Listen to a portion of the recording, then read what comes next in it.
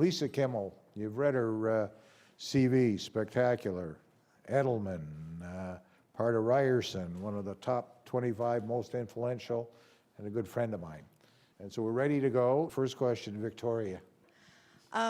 So there are many barriers and challenges for women in executive leadership.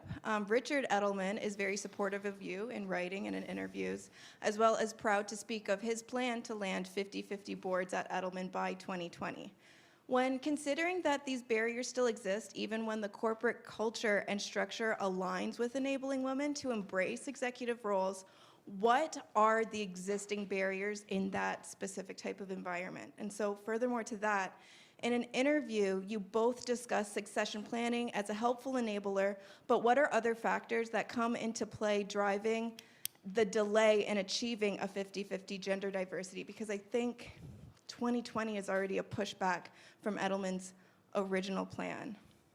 So just using that as an example, what are those existing barriers? So Richard, who happens to be the father of 3 daughters, in 2011 launched our Global Women's Executive Network. And at that time, he said within 5 years, so 2016, we will be at 50-50. And at the time that we launched in 2011, our global workforce consisted of 68% women, and only 34% were in the top echelon of the company. And he was optimistic that within 5 years we would get to that 50-50 target. What we realized was that it was actually more difficult to get to it for a variety of different reasons. And Edelman is a company that is very supportive of women and creating an environment that will allow for women to succeed and to continue to advance in their careers. The biggest challenge as I see it, and I think that this is an issue for all professional services firms, because you are in an industry where you are servicing and are essentially at the mercy of your clients, it is very difficult, particularly for women who are mothers, to manage both. And where we actually see the drop-off is that women will come back to Edelman after their first child, but then it's after their second that they feel like they can't do it all. And so we are trying to create programming to allow for women to be successful. Part of that is featuring and profiling women within the company globally who have been able to do that. I actually am now leading our Global Women's Executive Network. Gwen, I took it over in June. I am the mother of 2 children. I have a son who's almost 14 and a daughter who is 11 and a half. But it's not easy, I'm not gonna lie. I am, after this, heading to the airport to go to Calgary on a 9 o'clock flight, and I'm gone until next Wednesday. And you know, it's hard on my kids, and my daughter in particular, you know, gives me a hard time about that. But I use every opportunity to tell her that I am doing this because I absolutely love what it is that I do. And I hope that one day she finds a career that she is as passionate about, and she will understand the fulfillment that I get from my career. But that's not to say that, you know, I'm not always thinking about my kids and that they are my top priority. So for working mothers, it's definitely a challenge. We also are doing unconscious bias training. We've rolled that out over the last year, and we're actually doing it for leadership across all of our regions. We're doing it in Canada at the beginning of January, and I'm really looking forward to that because I think that the reality is that unconscious bias does exist, and by training and ensuring that that is top of mind as we are considering people in succession planning, but also in recruitment, that we are not biased as we're looking at putting women into senior level positions. We also just did a gender pay analysis across the world to see whether there was a gap between men and women. And fortunately, we found that we actually are generally on par. There are a couple of regions where there are some discrepancies, but we've made the commitment that we're going to address that. So these are some of the things, some of the challenges that we're facing, but also some of the ways that we're addressing those challenges. And we are very much committed to getting to that 50-50 goal by 2020. Actually, the last thing that I will tell you, and actually I just presented it yesterday to our Global Executive Committee, including Richard Edelman, is I said to Richard, it's one thing for you to go out to employees and also externally to say we're going to hit this target by 2020, but the truth is that you have to do it in partnership with leadership across your entire firm. And so just got approval yesterday in the creation of a dashboard where we are going to measure on a quarterly basis the progress that we are making in achieving that goal. And we're going to break it down by region and then by office as well. So local leadership, regional leadership are going to be held accountable for helping us to achieve that 50-50 goal.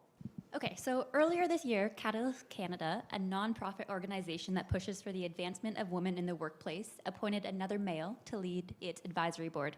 Tanya Van Beesen, Catalyst Canada's executive director, explained that the decision was made because it's, quote, critical to engage men in the dialogue of gender balance to eradicate the problem. And, quote, 95% of Canadian companies are led by men, and their influence is necessary to change the landscape. Now, you've been quoted as saying that the, quote, biggest hurdle that remains for women in leadership roles is women themselves. You go on to explain that while men are proactive in the pursuit for recognition, women wait for recognition to come to them. I'm curious as to what your views are on this appointment. Do you believe that male buy-in is needed to advance women's issues, or are women themselves truly the largest hurdle to overcome? So I had many discussions when Victor Dodig was announced as taking on that role, and my view on it was that I was fully supportive of it. Number one, it is critical that men be part of the solution. And the fact of the matter is that men are currently in leadership positions predominantly, and if they're not part of the conversation and the discussion, then we're not going to make the advances that are necessary.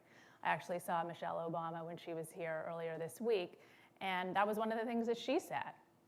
Men lead, and therefore they have to be part of the solution. And then in his case specifically, he has a very strong track record in championing women and the advancement of women. So as a result, I was very supportive of it. On the topic of women being the barrier to success, I do believe that that is something that does hold women back as well. So one of the things that I talk about often is that women need to have the self-confidence to create the circumstances that will allow for them to succeed, to advance in their careers. And if you're part of an organization that prevents you from doing that, then have the confidence in yourself that you're going to find another organization that will embrace you, that will value you, and that will recognize your contributions. So it is absolutely, that to me is a very important component as well. Ontario Securities Commission introduced new rules on January 2015, which required companies to report how many of the directors and senior officers are women, as well as provide details of their written policies and internal targets for female directors. In June 2016, Catalyst Canada published a report regarding diversity within boards in Canada. The report generally leads to a conclusion that the measures in place are not yielding the desired effect. You have tasted tremendous success in your career and are a live example of what a woman can achieve in corporate world. My question to you is, do you think that the comply or explain rule is enough to force corporates to think positively about increasing women participation on boards? Should we not legislate and make it more binding? And do you support penalizing corporates if they fail to comply multiple years in a row? So I am generally someone who is not pro-regulation and government mandating how it is that companies need to behave. However, based on the lack of progress, I think that the comply and explain is a good first step. However, based on the initial findings, which demonstrated that not a significant amount of progress has been made, I am actually supportive if we don't continue to move the dial in legislating that that this is an issue that is addressed. Hi, Lisa. Hi. So my question is, Equifax recently impaneled Edelman to assist with crisis control after their privacy breach in October. So in such a scenario, what are the kind of conversations that take place with the client regarding corporate social responsibility, especially since it was such a publicly scrutinized and large-scale incident? So obviously I can't talk specifically about that case, but the truth of the matter is that companies need to always be thinking about the fragility of reputation. And so issues preparedness is so important for companies today, particularly in a digital and social media era. And part of that is about how is it that you can create a really positive reputation amongst all of your stakeholders so that when a crisis does hit, there is goodwill around the company. And if a crisis hits and you don't have that goodwill, then the strategy is how is it that you manage through and start to rebuild trust post-crisis. And certainly a part of that reputation rebuild is about corporate social responsibility. So that absolutely has to be part of that rebuild foundation. Where's Marco? You have written a couple articles about the Little Give program and the merits of mandating corporate social responsibility as part of corporate strategy and culture. In one of our previous speaker series sessions, we had a venture capital investor tell us a hard truth in running his business, that he was only interested in investing in companies based on returns on investment. Specifically, if he had to choose between investing in two identical companies, he would not sacrifice returns to pursue a social cause. So, as an outspoken advocate of CSR, can you tell us how you would persuade a bottom line focused investor on the importance of achieving social goals and the positive impact it has on growing a company? So for those of you who are unfamiliar with the Edelman Trust Barometer, it's a global study that we've been doing for the last 17 years that looks at trust across 4 key institutions: business, government, media, and NGOs. And whereas trust in an institution, and specifically in business, in the past was all about ROI, financial performance, what our data actually says is that increasingly, global citizens, as well as Canadians, are interested and trust a company more, and they're totally comfortable with companies delivering strong financial results, so long as they're also contributing to society. And so my view is that we no longer simply live in a shareholder world, we live in a stakeholder world. And so you need to be thinking about both. And I think that that view is one that is going to be increasingly less popular, because even if companies don't deliver, the billions of dollars that they earn, on a yearly basis, the expectation of citizens today is that they are contributing to society and to societal causes. In July, you went to a 2-week sabbatical to Kenya with your family. You chose a Me to We trip that allowed you the opportunity to volunteer for its charity partner, We Charity. You visited 2 schools, Anelria, a primary school, and Kisaruni, an all-girls secondary school over there. Over there, despite having no basic amenities, all the girls aspired to careers as doctors, nurses, journalists, and engineers. Their English was flawless, according to you, and they spoke to you with an optimism for the future. So my question is, what do you think, how can these girls can be helped so that they can achieve their goals? And what initiatives have you taken after your trip to help them? Yes, I went to Kenya with my family in July as part of a Me to We trip, and it was such a special trip, and it was so What's me to we? eye-opening. Tell us what me to. So Craig Kielberger, does everyone? Oh, that young guy, Yeah, okay. yeah. So they rebranded a couple of years ago, so it's now called We. What was he called when he started? Save the Children. Save the Children. This guy started when he was like 9. 13. 13, yeah. Yeah, and actually we were lucky because we were on a trip that was hosted by Craig and Mark Kielberger. So had them as our personal guides. So they rebranded to We, and then Me to We is their social enterprise. And so as part of the social enterprise, they do trips to Kenya, Ecuador, and India.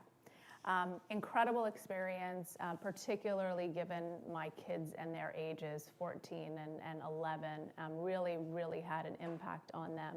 And I think it was really illuminating for all of us because of the things that we take for granted here. So, as an example, the first day that we got there was a Sunday, and we went to this school, and one of many schools that we went to, and all the kids were wearing their uniforms. And so Mark Kielberger is talking about the history of this school, and my daughter Chloe raises her hand and says, well, Mark, why are all of the kids wearing their uniforms if they don't go to school on Sundays and they're just here to meet with us? And Mark said, because that's the one outfit that they have. And you could just see the look in all of the North American kids' faces of shock that it never even occurred to them that they would only have one outfit. What I loved, though, was, as you called out, the optimism that these kids had about their future, and it really is as a result of the investment that We has made in this community. And they've been there for 15 years, so you actually see the impact over time. So as an example, met a girl who was the 10th of 10 children. She had 6 older sisters, and she was the first one to get to high school and was applying for college next year. And everyone in the family, including her older sisters, were so proud of her that she had this opportunity. And some of the barriers that I think that we have in Western society just don't exist for these girls. They may have other challenges, but things around self-confidence, the fact that education is a privilege, that they don't take it for granted, as lots of kids do here, and they felt like the world was their oyster, and the confidence they had, and I'm going to be a doctor, I'm going to be a journalist, I think that their futures are going to be very bright.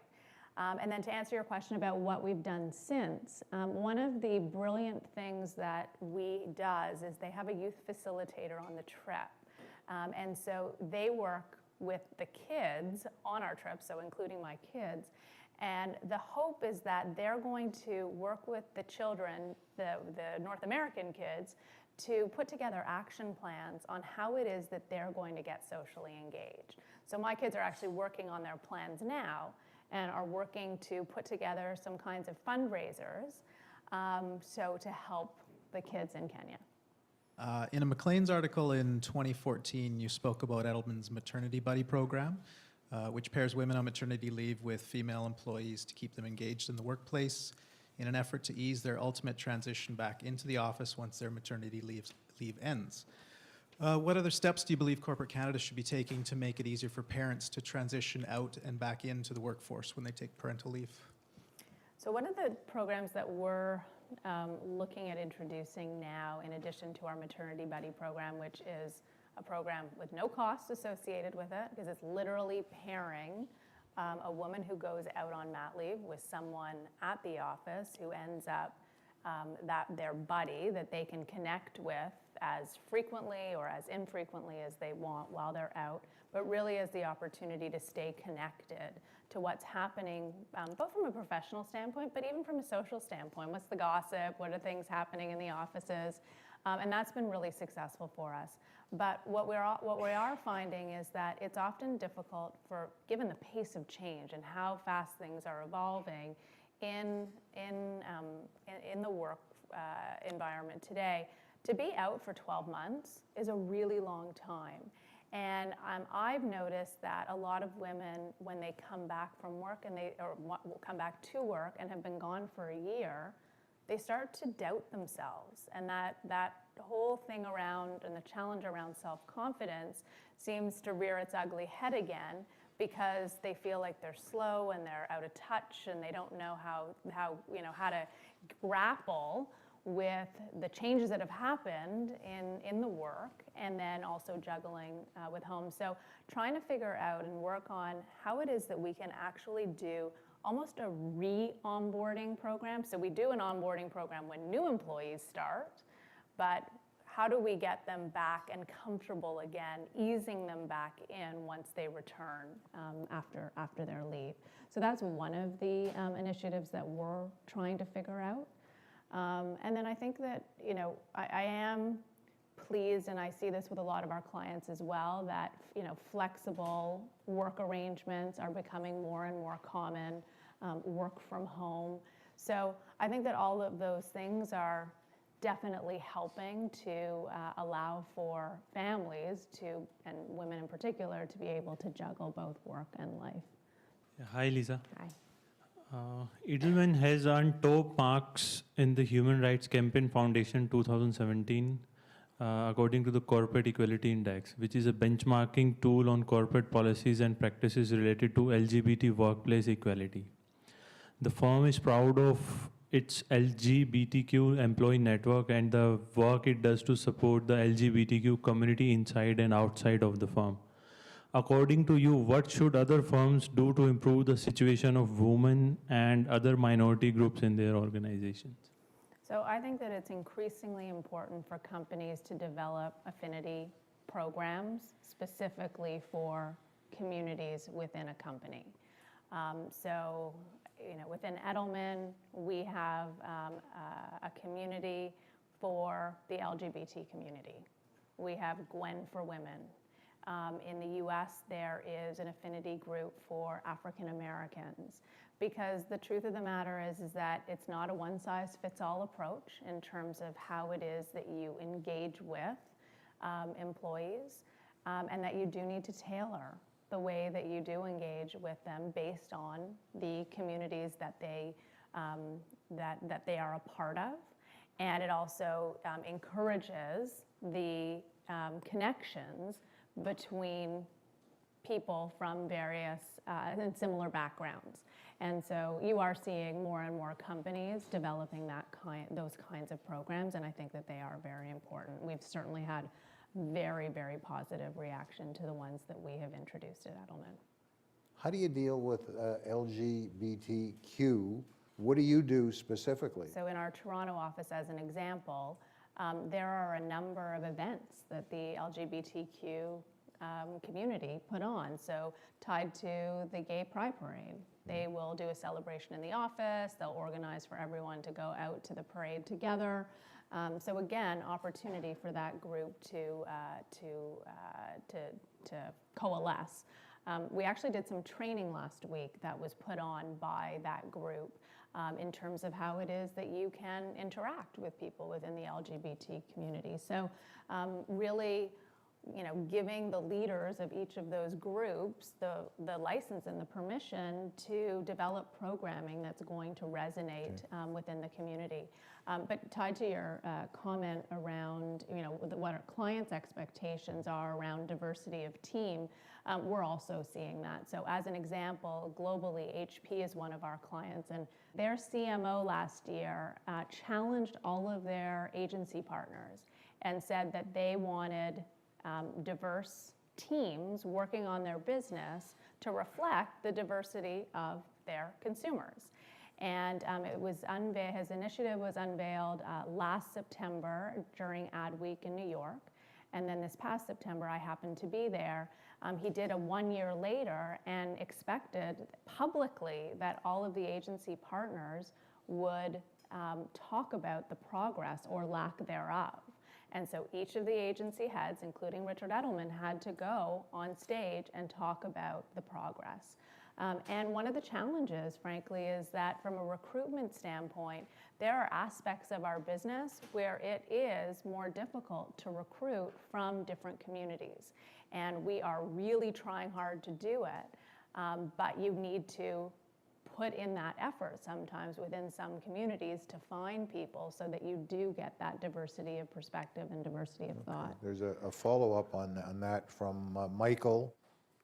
So both Edelman and Edelman Canada have 30% or more females on their executive boards, which is admirable. However, neither board has a single person of color. Why hasn't Edelman placed a priority on developing a culturally diverse leadership group? So we're very cognizant of that. And frankly, with Gwen specifically, when we look at each of our levels of leadership, the most senior committee is our executive committee. And that's actually the area where we've seen the least amount of progress since Gwen was launched in 2011. And when I had the opportunity yesterday to speak to our executive committee, I pointed that out to them, because if we're making progress everywhere else except at the senior-most level of the company, the optics around that aren't good. Richard is well aware of that, looking to address it, but the other area is around people from visible minorities. And specifically in the US, we've actually partnered with a recruiter within the African American community who is looking to help us in attracting people within that community.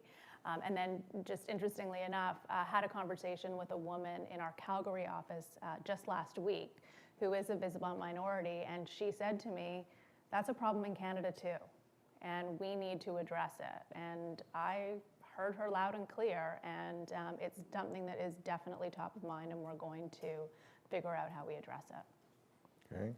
Nikita, where's Nikita? You've said in the article that we've been strategic in developing a unique, earn-centric, social by design approach that has proven to move the needle for our clients. We will continue to deepen our expertise and refine our offerings to bring the most innovative solutions to bear our clients. So this is the exact same approach adopted by most of the PR and marketing firms worldwide. In fact, I have been a part of one such firm, but the only factor that goes against me is my international experience.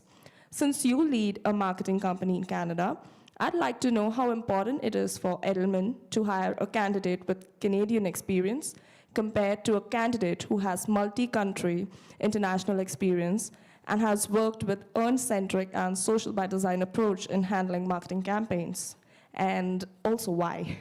Thank you. So I am fully supportive of hiring people who have had global experience. And in fact, one of the things that I do on a monthly basis is I meet with all of our new employees who have just joined us that month.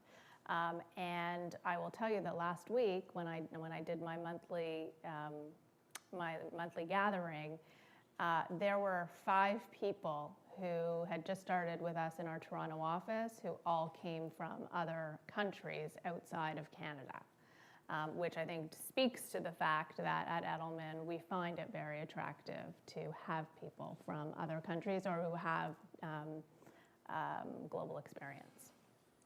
Hi, Lisa. Hello. My question is, like, I was currently researching on workplace toxicity.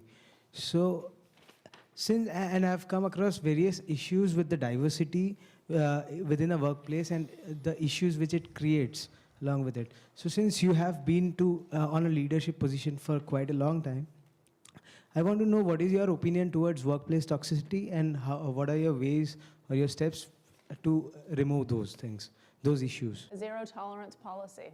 I have zero patience for it. To me, creating a dynamic workplace culture is incredibly important. We've been recognized as one of the best workplaces in Canada for the last 7 years. 2/3 of the evaluation for that particular award is based on employee survey responses. And so at the end of the day, the impact that you have as a business is only as good as the people who are employed at the company.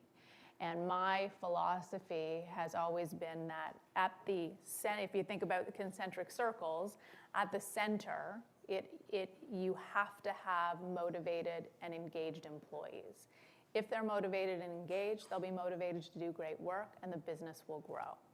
That's my philosophy. Everyone across Canada knows that that's the way, that's my expectation of how the business is going to run, and therefore don't have time for politics, don't have time for backstabbing. We won't tolerate that within our culture. Okay. Damla. Where's Damla? Hi, Lisa. Hi. In 2016, you were appointed as President and CEO of Edelman Canada. Edelman Canada has been recognized as one of the great places to work, great best places to work in Canada, and best workplaces for women for 6 consecutive years. In your opinion, what sort of work environment fosters inclusion of both genders in the workplace, and what has Edelman Canada done differently to earn these awards? So one of the things that we have done, we often advise our clients on how to develop innovative employee engagement programs. Well, we do them for ourselves as well. So we solicit input from employees on what will make us a great workplace in Canada. And then each of the general managers within each of our 5 offices are responsible for putting together annual programs for employees that are led by employees. And as a result of that, we have a really dynamic culture and people are really, really proud of working at Edelman. In terms of diversity and inclusion, we have a number of initiatives under our GWEN program. So as an example, we have just launched a Lean in Circles program across our global network. Which we're just getting applications for right now, but really to encourage peer coaching within offices across the network. What else? We have created a program called Opportunity Talks because we want for people to have the opportunity to connect with people, not just within their own office, but also throughout the network.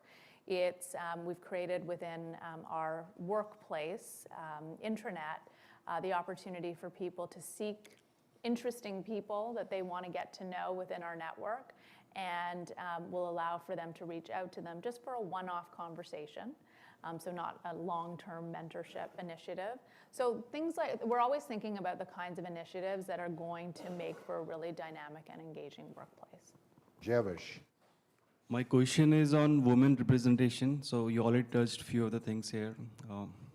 As per my findings, Edelman in 2011 had 68% of women workforce, and 35% of women were in leadership position.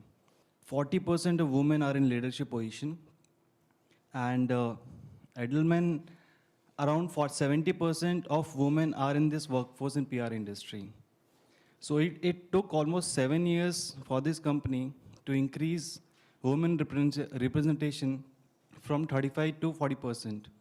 So being a company who started programs such as GUN to address a gender gap and support International Women Forum programs, I think 5% increase is moderately less given the overall women workforce in PR industry. What are your thoughts on slow growth of women representation in a company as well as in PR industry? So I'm just going to actually correct you on the statistics.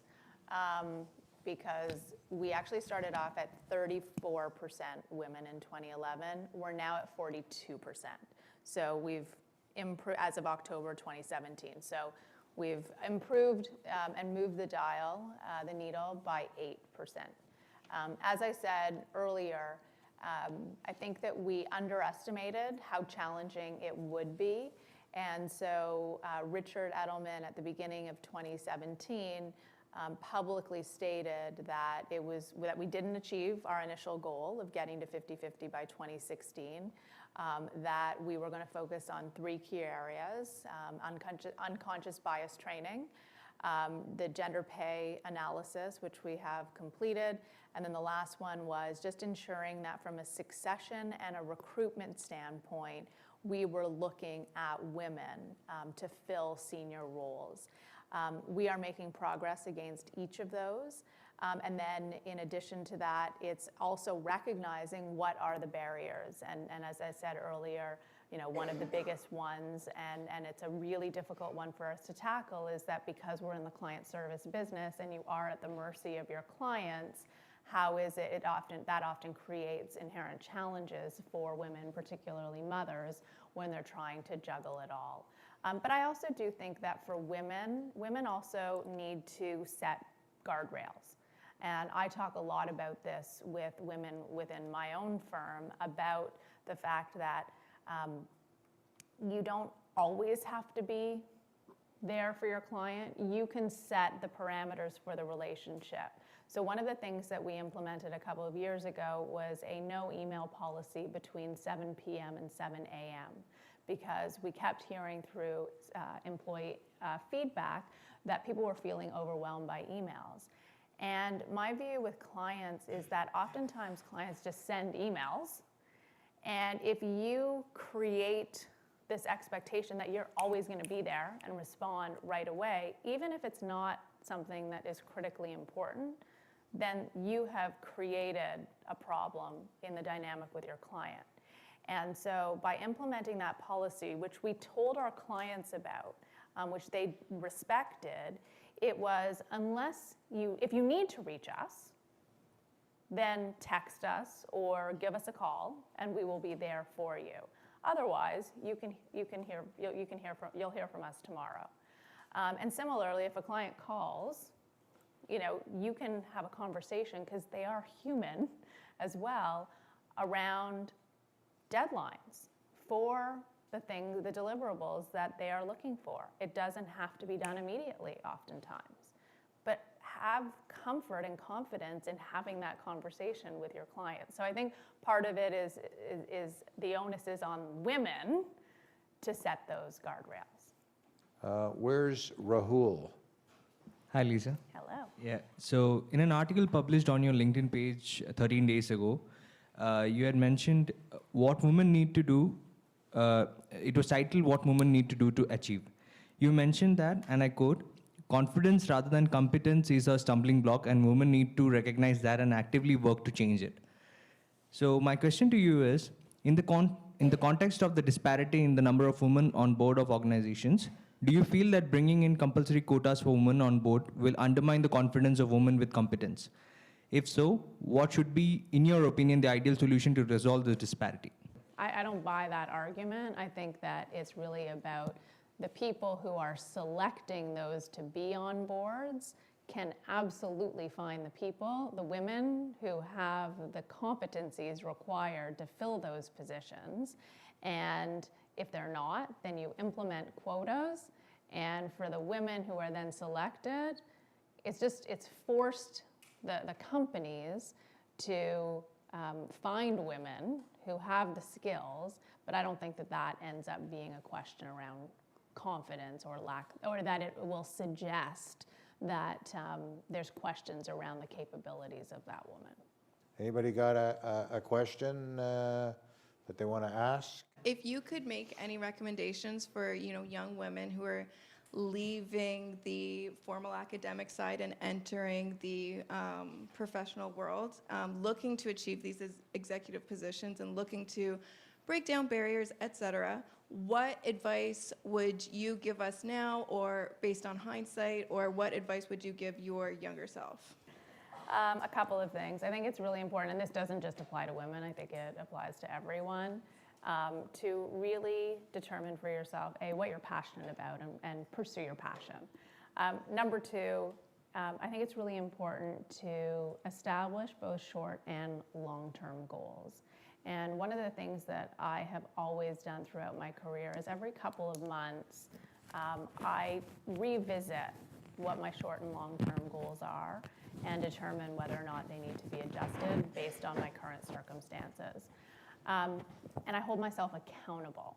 So I think that it's very easy to, and especially as a woman, to blame external factors for some of the challenges that you might face. But at the end of the day, you can create your own success and destiny. And if you're not in the right organization because you are limited or you're being held back, have the confidence, as I said earlier, to go out and seek the right organization that will value you for your contributions. I do often say, though, that it's really important to find a sponsor within an organization who can be advocating for you when you're not in the room. And tied to that is that because in most cases it's men who are in leadership positions, I often say, find a man, because they're the ones who are in those positions and they can help you in being successful in your career. And I will say that from my own experience, I've had lots of men who have looked out for me and have helped me to get to where it is that I am today. One of the things that I often say to women too, and I've forced myself to do this, is get outside your comfort zone. Every day, think about some kind of a risk that you can take that's going to make you a little bit. Give me an example. Okay, yeah, so yesterday, I agreed to speak on a panel at an agribusiness conference. Now, the topic was around understanding the consumer within the food space, but I'm sitting on that panel and I'm going, oh my God, everyone else on the panel is from this industry, has so much knowledge about the industry, but I know consumers and I know consumer behavior. So instead of thinking, oh my God, I am so out of my element because I don't know this industry, I knew the topic, and so it was about owning what I know and being confident about what I could bring to the discussion as opposed to thinking about what I didn't have or I lacked. So really important to get yourself out of your comfort zone. You talked about how you want to address the unconscious bias within your organization. So that's obviously much easier said than done. And it's something that's just very wired inside of our brains, and it's how we're brought up and how our culture dictates it to us. So what kind of strategies would you suggest to kind of undo that programming and to kind of defeat that bias within everyone? What I do think is important without having had that training is I'm already acknowledging that I likely do have biases. And I may or may not be aware of them. And so going into that kind of training with an open mind around, it's going to be illuminating to discover for myself what it is that I have biases against. And then to embrace that and then figure out the strategies for addressing those biases. On behalf of Ryerson, I want to thank Lisa. Thank you, and stay in touch. Thank you. Thank you.